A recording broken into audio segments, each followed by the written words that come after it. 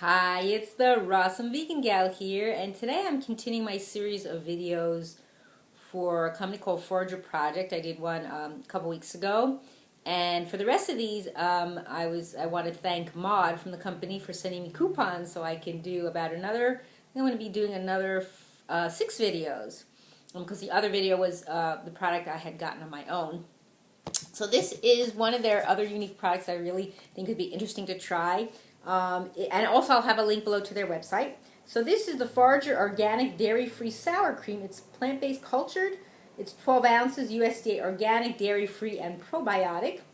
And it's also kosher, certified vegan.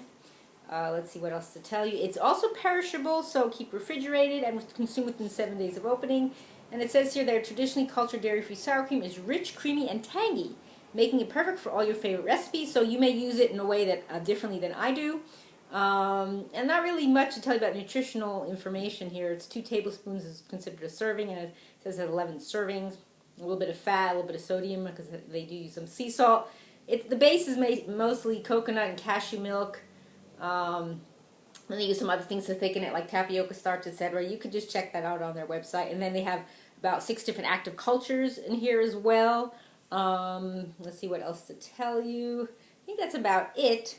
And just to tell you, I actually didn't grow up eating sour cream, dairy sour cream, because I guess, I don't know, I just didn't like the word sour in it. Kind of bothered me. I didn't realize what that meant, but sour means just kind of like fermented, so like cultured. So anyway, I'm going to open this up and try some, and then you could put it on so many different things. Most people, what do they eat? Sour cream with potatoes or something, or borscht. Traditionally, I would put it on crackers, whether it's like a rice cake type, like Lundberg or Mary's crackers I've used, or something called corn thins from a company called Real Foods. Different ways you could use it, or in a wrap, like a vegetable wrap, or as a sour cream dressing. You could just use it the way it is in your salad, mix it in, dip your vegetables in it. That would be a nice way to do it. Or take some out and then add other things to it. Like to season it if you wanted it like spicy type thing, or some kind of, like flavorful,